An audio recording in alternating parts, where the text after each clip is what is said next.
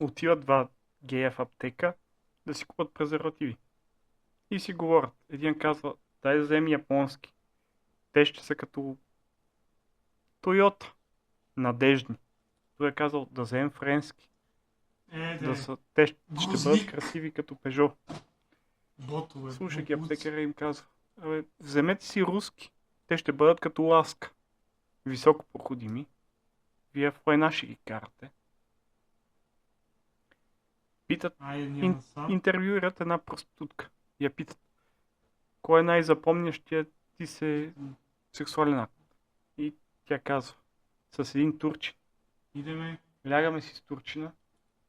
Той вади един буркан, бърка в него, вади две маслинки, пъха ми ги в една работа и ми го вкара като на ролкови кънки. Отива мъж в обществена туалетна. Но тя платена. И служителката му казва, тук се плаща според размера на члена. 5 см 5 лева. 10 см 10 лева. 20 см 20 лева. И той дава 50 лева.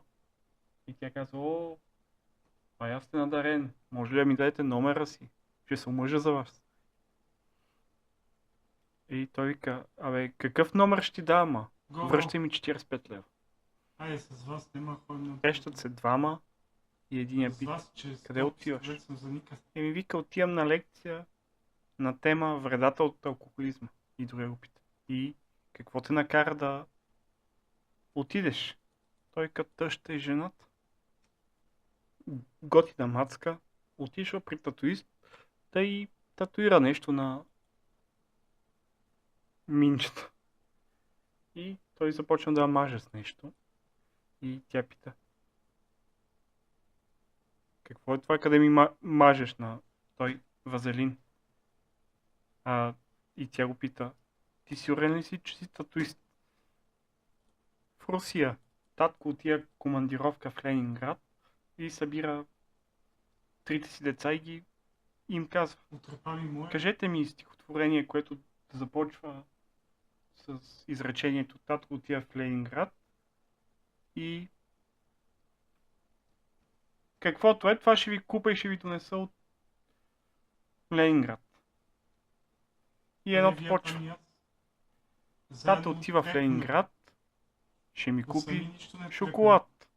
И таткото казва, да, ще ти донеса шоколад. Второто, татко отива в Ленинград, ще ми купи мармелад. И той казва, да, ще ти донеса. И третото вика, татко отива в Ленинград, ще ми купи сладолед. И той казва, избери си друго, няма рима. И казва, татко отива в Ленинград, мама остава сама, скучно е и отива при наш съсед. Татко ще ми купи сладолед. Един мъж се разхожда в гората и по едно време чува, стой, аз съм Робин Худ. Какво като си Робин Худ? Аз вземам от богатите и давам на бедните.